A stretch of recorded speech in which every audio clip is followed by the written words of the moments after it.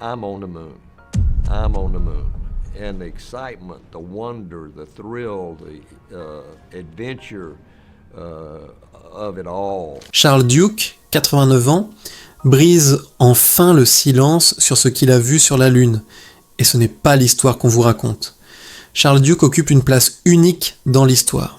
Il est la voix qui a guidé Neil Armstrong vers son premier pas depuis le centre de contrôle. Et plus tard, l'être humain le plus jeune à avoir laissé des empreintes sur la surface lunaire. Après des décennies où Apollo 16 a été relégué dans l'ombre des missions plus célèbres, Duke est prêt à livrer la vérité brute. Mais qu'a donc négligé la NASA pendant plus de 50 ans ? L'astronaute invisible et sa double vision. Avant même d'avoir posé le pied sur la Lune, le monde connaissait déjà la voix de Charles Duke. Des millions de téléspectateurs ont entendu son accent sudiste épais et chargé d'émotions depuis le centre de contrôle à Houston lors de la retransmission d'Apollo 11. Quand Armstrong a annoncé « L'aigle s'est posé », c'est Duke qui a répondu « Roger, tranquillité, on vous reçoit au sol. Vous avez un paquet de gars qui étaient sur le point de virer au bleu. On respire à nouveau. » Cette réplique l'a inscrit dans l'histoire avant même que ses bottes ne touchent la poussière lunaire. Pourtant, ce n'était pas lui qui recevait les défilés de rubans qui plantaient le drapeau.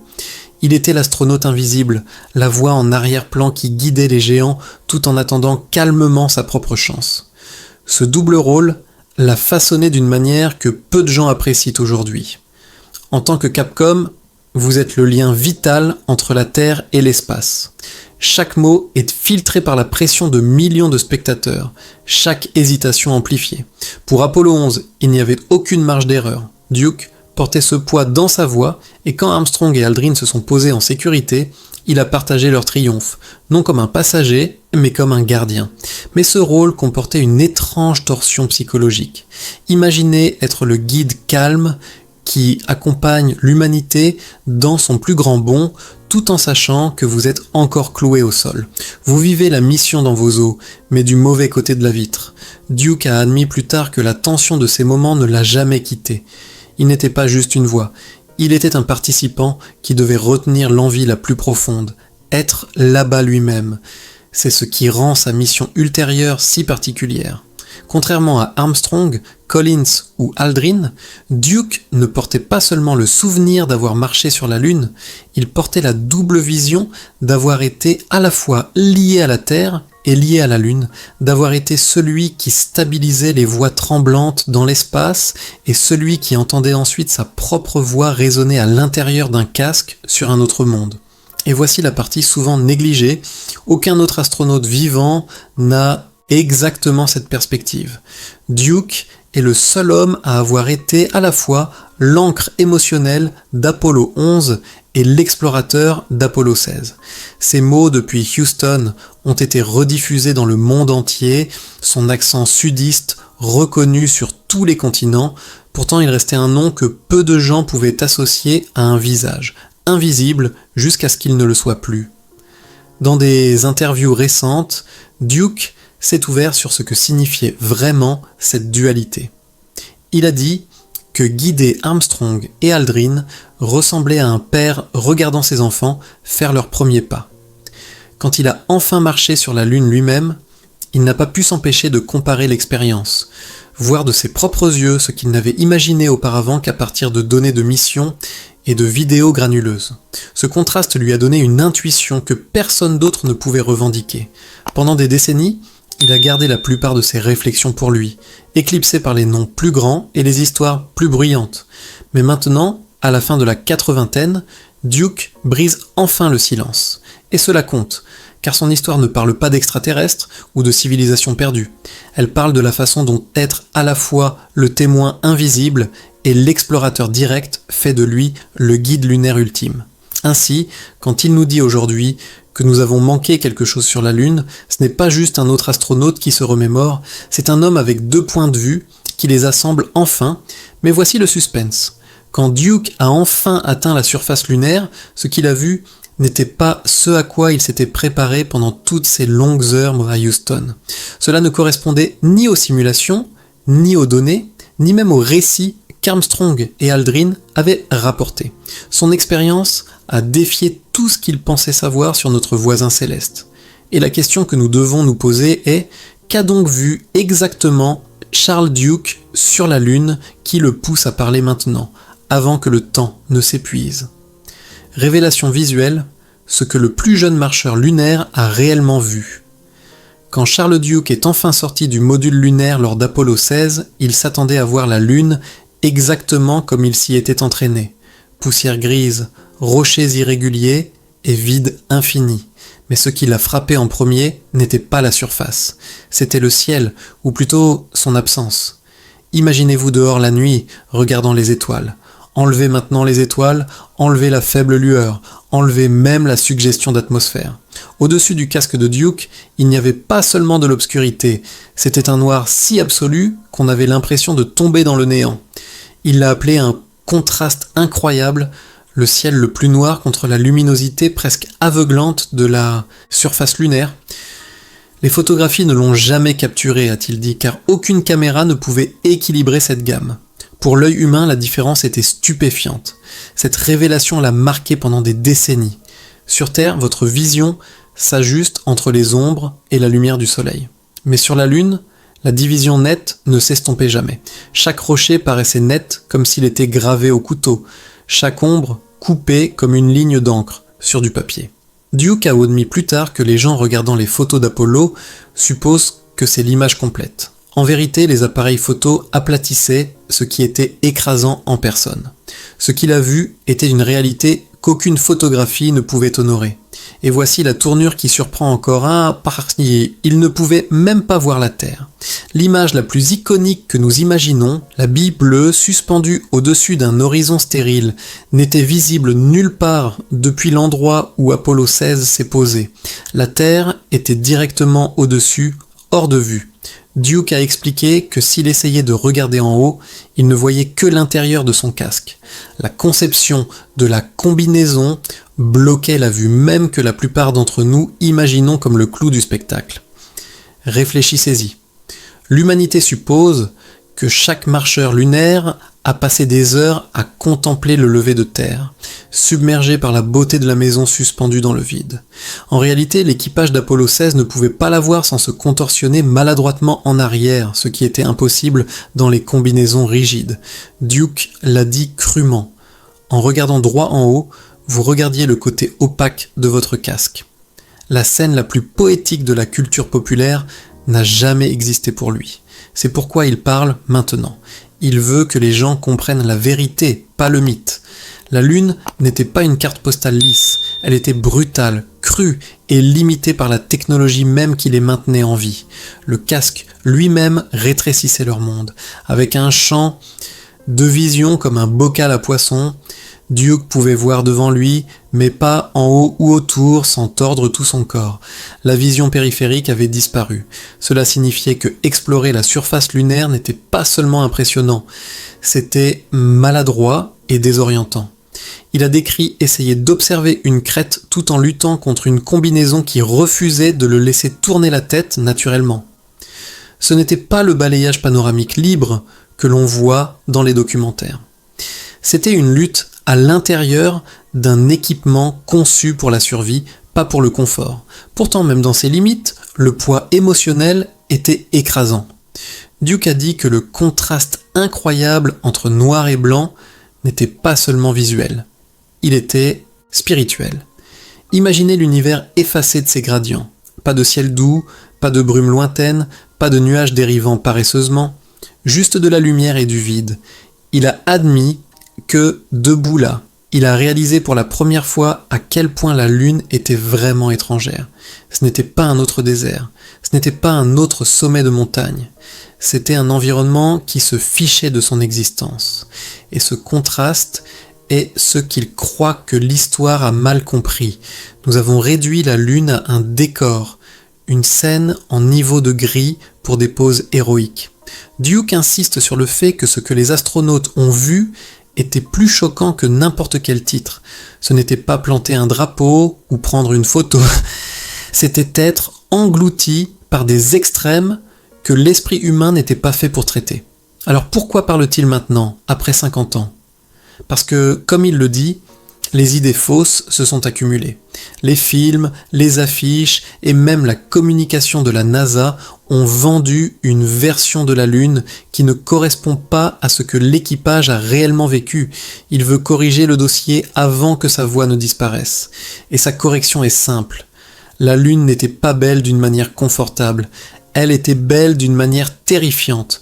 Cela soulève une question pour nous. Si même les images les plus iconiques ont omis la vérité brute, alors combien de notre mémoire collective d'Apollo est construite sur une illusion curée ? Les souvenirs de Duke n'ajoutent pas seulement de la couleur. Ils enlèvent le filtre, et pourtant Duke dit que les visuels n'étaient que la moitié de l'histoire. La partie dont il est le plus passionné aujourd'hui n'est pas le ciel ou les ombres. C'est ce qu'ils ont réellement accompli au sol, la science que l'histoire se souvient à peine. Alors voici la vraie question. Quelles découvertes d'Apollo 16 ont été enterrées sous le glamour des empreintes et des photographies ? Et pourquoi Duke croit-il qu'elles importent plus que les images que nous célébrons ?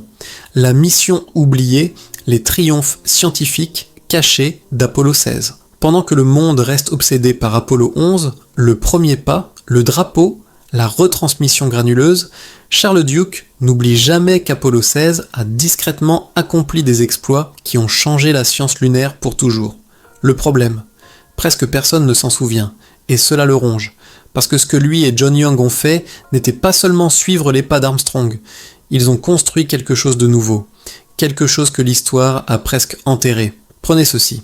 Apollo 16 a installé le tout premier télescope sur la Lune, pas en orbite, pas sur Terre, littéralement planté dans le sol lunaire. Un télescope ultraviolet lointain conçu pour capturer la lumière bloquée par l'atmosphère terrestre. Pour la première fois, l'humanité a regardé les étoiles depuis une plateforme sans air, sans distorsion. Duke l'a appelé plus tard une fenêtre sur l'univers qu'aucun observatoire terrestre ne pouvait égaler. Un jalon que la plupart des manuels mentionnent à peine, et la mission n'était pas courte. Duke et Young ont passé 71 heures à la surface, près de 3 jours complets, plus longtemps que beaucoup d'autres équipages Apollo. Ils ne faisaient pas du tourisme, ils travaillaient, conduisant le rover lunaire sur 26 km de terrain accidenté, martelant des rochers, forant des carottes et ramenant du matériel. À leur départ, ils avaient collecté 95 kg d'échantillons, parmi les plus divers géologiquement jamais récupérés. Même aujourd'hui, des laboratoires analysent encore des morceaux que Duke a rapportés. Ce qui rend cela encore plus impressionnant, ce sont les instruments qu'ils ont emportés.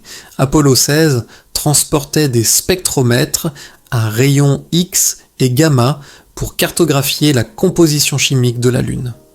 Ce n'étaient pas des gadgets. Ils ont révélé des empreintes cachées de fer, de titane et de magnésium. Des indices qui ont remodelé les théories sur la formation de la Lune. Les scientifiques citent encore ces données. Pourtant, quand les gens parlent d'Apollo, c'est 11, 13, peut-être 17. 16 passent entre les mailles du filet. Et Duke ressent cette piqûre. Il a admis qu'Apollo 16 mérite plus qu'une note de bas de page. Il sait qu'elle manquait du drame de la quasi-catastrophe d'Apollo 13 ou du romantisme des premiers mots d'Armstrong. Mais en science pure, elle était inégalée. Sa frustration est simple. Si nous oublions la science, nous avons manqué le sens même du risque de vie pour y aller. Pourtant, Duke n'était pas seulement un scientifique. Il était humain, piégé dans l'un des endroits les plus hostiles imaginables, trouvant des moyens de briser la tension. Entrée les Jeux Olympiques lunaires Mafapa. Pendant les pauses, Duke et Young ont essayé de sauter comme des sauteurs en hauteur. Duke a réussi un bond qui l'a envoyé plus haut que prévu, et à l'atterrissage, il est tombé en arrière. Cela aurait pu être fatal, le sac à dos de survie n'était pas conçu pour les chutes. Il a admis plus tard que c'était stupide, mais cela leur rappelait qu'ils étaient encore des hommes, pas des machines. Même dans les moments plus légers, Duke n'a jamais perdu de vue la mission. Chaque sac de rochers, chaque kilomètre à travers les hautes terres de Descartes ajoutait à une connaissance qui remodèle encore la science planétaire. Et pourtant, les documentaires recyclent l'empreinte d'Armstrong, le salut d'Aldrin, les appels radio de Lovell. Apollo 16, l'une des plus riches en découvertes, mérite à peine une mention. C'est pourquoi Duke est devenu plus vocal. Il a pris la parole, donné des conférences, et pousser les musées à mettre en avant les contributions d'Apollo 16. Il sait que le temps est court. Il veut que les générations futures comprennent qu'Apollo n'était pas seulement des drapeaux et de la politique. C'était déverrouiller des secrets cachés dans la poussière et la pierre. Et voici le coup de grâce. Certaines données d'Apollo 16 sont encore réanalysées aujourd'hui, un demi-siècle plus tard. En un sens, sa mission est encore vivante. Cela mène à la tension qui définit ces dernières années. Duke ne veut pas seulement célébrer Apollo 16, il veut la défendre. Parce que si les triomphes d'Apollo 16 peuvent être éclipsés, que se passe-t-il quand les gens commencent à prétendre que tout cela n'a jamais eu lieu? Le défenseur de la vérité. La nouvelle mission de Duke contre le déni. À 89 ans, Duke a pris une nouvelle mission. Confronter les négateurs des alunissages avec la vérité inébranlable de ses expériences. Pour lui, il ne s'agit plus de prouver qu'il y était, il s'agit de protéger un héritage qui semble assiégé. Ces dernières années, Duke s'est retrouvé face à face avec des gens qui lui disent carrément qu'Apollo n'a jamais eu lieu. Un moment, elle a été capturée quand un négateur de réalité l'a acculée lors d'un événement. Au lieu de perdre son sang-froid, Duke l'a regardé dans les yeux et a répondu calmement « Monsieur, j'y étais ». Sa voix portait le poids de quelqu'un qui avait guidé Armstrong depuis le centre de contrôle et marché ensuite sur la surface lui-même. C'est une autorité qu'aucun fil YouTube, aucun commentaire Reddit, aucun TikTok viral ne peut égaler. Mais les dénis le piquent encore. Duke admet que cela le frustre qu'un demi-siècle après le plus grand accomplissement de l'humanité, des gens l'appellent un canular. Il ne hausse pas les épaules. Il le prend personnellement, parce que pour lui, quand quelqu'un nie Apollo, il n'efface pas seulement la NASA, il efface la sueur, le risque et le sacrifice des hommes qui se sont attachés à ces fusées sans savoir s'ils rentreraient chez eux. Et c'est pourquoi il riposte. Pas avec colère, mais avec des preuves. Duke explique méthodiquement les détails que seul quelqu'un qui les a vécus pourrait connaître. Il parle de la gravité au 6e qui rendait même les plus petits pas comme des bons contrôlés. Il décrit la chaleur du soleil sur sa combinaison, le silence jusqu'aux os quand il coupait les communications et le poids de la poussière lunaire collant à chaque couture. Il pointe les 363 kg de rochers encore assis dans des laboratoires à travers le monde. Des rochers qu'aucune conspiration de jardin ne pourrait fabriquer. Sa crédibilité vient de sa double perspective. Il n'était pas juste la voix à Houston, donnant à Armstrong le go pour l'atterrissage. Il était aussi l'homme là-bas, rebondissant à travers les hautes terres de Descartes avec John Young. Cette combinaison, Capcom et marcheur lunaire, le rend intouchable dans ses débats. Duke est littéralement le dernier astronaute vivant qui peut dire qu'il était à la fois le guide et l'explorateur. Personne d'autre ne peut offrir ce point de vue. Et il l'utilise. Au cours de l'année passée, Duke s'est lancé dans des conférences pour opinion publique, des interviews éducatives et même des podcasts, s'assurant que les jeunes générations entendent bonnement la vérité directement de la source.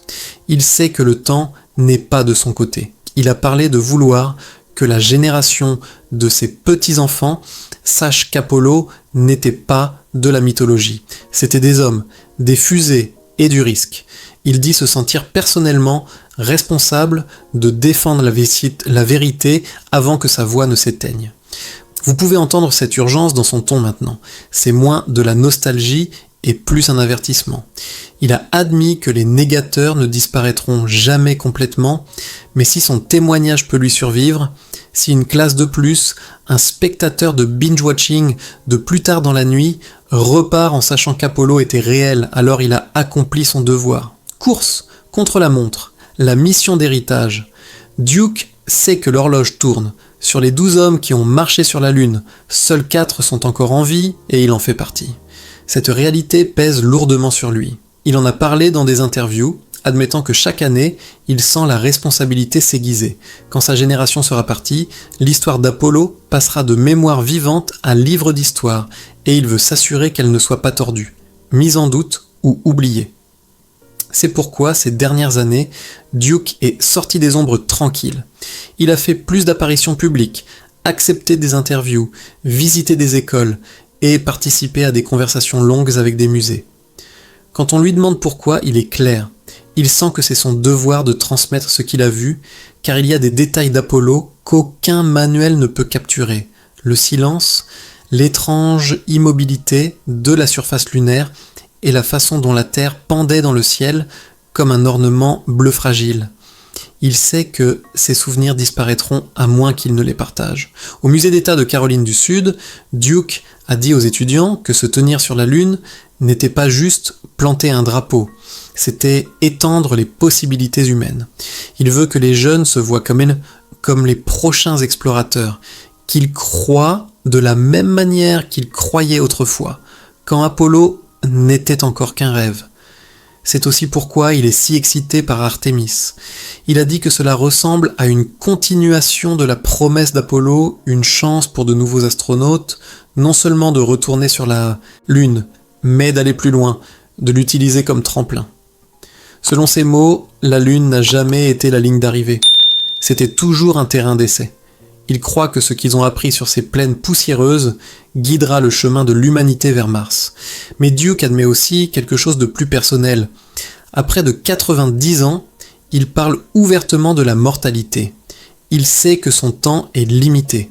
Il veut que ses petits-enfants et leur génération héritent d'une histoire claire d'Apollo. Pas comme un mythe, pas comme appât à conspiration, mais comme la fondation de ce qui vient ensuite. Il espère que quand ils verront Artémis décoller, ils verront la ligne reliant à ses propres empreintes. Et voici où Duke nous laisse. Il insiste sur le fait que la Lune n'est que le début. Mars est le suivant. Apollo n'était pas le chapitre final, c'était le prologue. La vraie question est, avons-nous le courage de faire le prochain bond de géant